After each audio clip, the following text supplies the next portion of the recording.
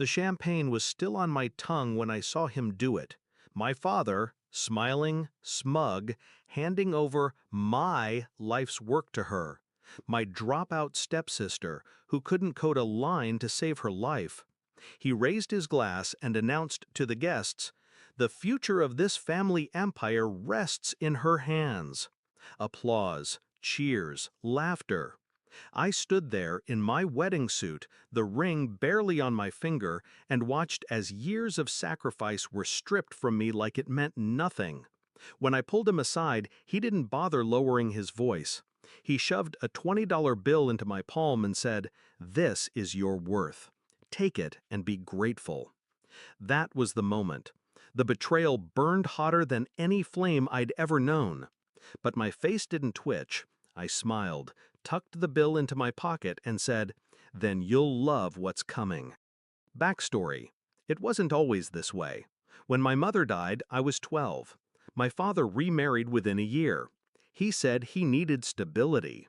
What he meant was he needed someone else to raise me while he drowned in deals. His new wife brought her daughter, Amber. She was loud, spoiled, reckless. Teachers called her a free spirit. I called her a storm. Meanwhile, I was the quiet one, the kid who stayed up late teaching himself Python instead of sneaking out to parties. My father barely noticed. But the firm, his firm, was dying.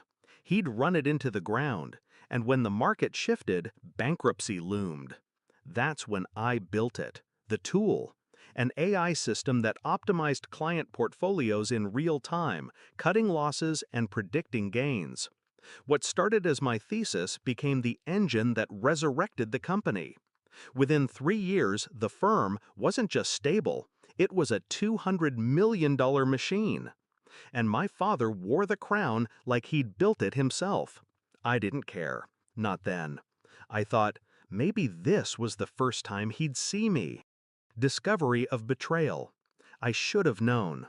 Little things piled up. Amber's name started appearing in meetings she never attended. Clients referred to her as the prodigy. And my father, every time he looked at me, his eyes carried that flicker of contempt, the one that said, "You owe me." But I kept working, because I thought loyalty meant something, until my wedding night. That's when the lie collapsed, and the knife finally came down. Shift in mindset. I didn't shout, didn't curse, didn't even flinch. I walked away from the ballroom and let the music swallow his laughter. In the silence of the hotel hallway, I made a vow, not to destroy them with rage. No, rage is messy, loud, forgettable. I would bury them in silence. I would make the ground beneath their feet tremble. And I would do it with the very thing they thought they owned. Execution of the plan.